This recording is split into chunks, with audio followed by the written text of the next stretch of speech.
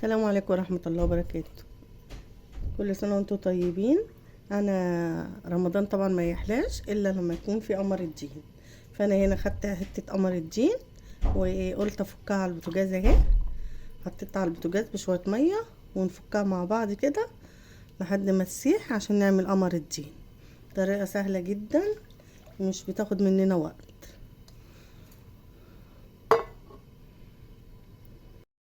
ادي دابت اهي. هحط لها السكر طبعا ايه، طبعا الرغبة التحلية اللي انت عايزاها.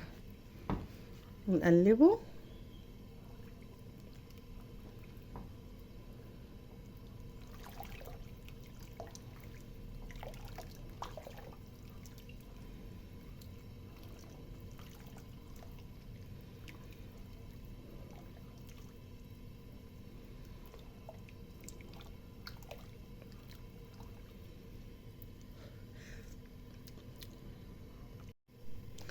ومعايا معلقتين نشا دوبتهم في شوية مية صغيرة اهو، وهننزل بيهم على القمر الدين واحنا مع التقليب المستمر عشان النشا ما يكلكعش منك، فلازم تقلبي على طول كده.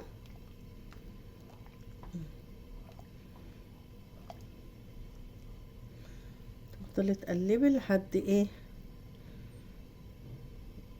ما يتماسك القمر الدين، تحسي اللي هو ايه تقل معاكي كده عشان ما يعملش كلكعه كده. انا قبل ما ادفع عليه هحط له رشه فانيليا صغيره، بس هو كده كده قمر الدين بيبقى له مزازه وريحه كويسه جدا. ما انا هديله حاجه بس بسيطه كده بس، واديله غلوه واروح طافيه عليه بس. والسكر طبعا لازم تدويه وتشوفي السكر اللي انت عايزاه مظبوط وخلاص على كده. عايزه تحط له مكسرات على الوش حط، عايزه تحطي هنا جوز الهند، عايزه تحطي زبيب هنا حطي. انا كده كده عيالي مش بيحبوا المكسرات عشان كده ما حطيتش ولا زبيب ولا جوز الهند. انت عايزه تحطي شويه جوز الهند مع قمر الدين حطي. انا هستكفي بكده وادي احط فيها اهو، وهسيبه بس يريح كده دقيقه كده او دقيقتين ويهدى بس كده، وهروح ايه غرفاه خلاص على كده. ادي القمر الدين خلص اهو وسمكه حلو قوي، لسه كمان لما يبرد اهو اهو. فكده هطفي عليه شويه واخليه يهدي، مفيش دقيقتين كده وهروح اغرفيه، بس اخليه يهدى شويه. ما تسيبهوش في الحله هيتماسك منك ومش هتعرفي تغرفيه في البتاع. لازم تغرفيه وهو كده بس، يا دوبك يهدى بس دقيقه كده بس. مم. يلا نغرف مع بعض. فتجيبي الاطباق اللي انت عايزاها وهنغرف. بصوا هدي ازاي شويه كده صغيره، يعني ما تسيبوش عشان ما يجمدش في الحله مش هتعرفوا تغرفوه. اه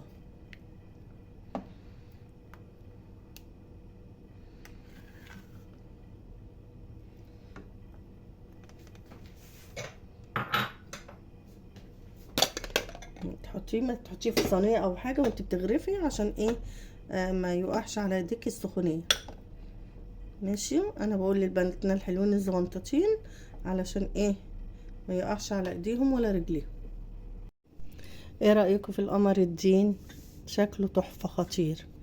واللي عايز بقى يزوقه او اي حاجه هو براحته، لان انا عيالي مش بيحبوه. تحط له جوز الهند، شويه زبيب كده اللي انت عايزاه.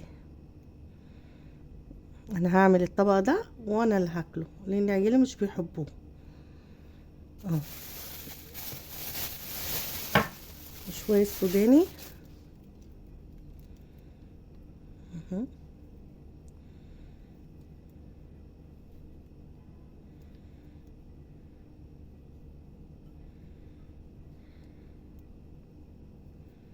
طبعا عايزين السوداني ده تدقوه دقوه، عايزين تحطوه زي ما هو كده حطوه اللي انتوا عايزينه.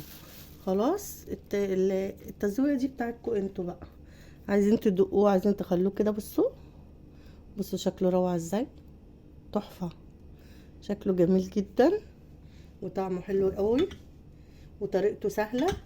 ونرجع لايام زمان لما كانوا اهالينا بيعملوه بالطريقه دي، كان بيبقى حلو جدا. جربوه وان شاء الله هيعجبكم. وطريقته سهله وما خدتش وقت، ثواني كده 5 دقايق، ما خدتش 5 دقايق. اقول لكم ايه، اللي وصل لحد كده يعمل لي لايكات ويعمل لي اشتراكات عشان يجيله كل جديد من مطبخ مرمر. واقول لكم ايه، كل سنه وانتم طيبين يا احلى ناس في الدنيا، ومع السلامه.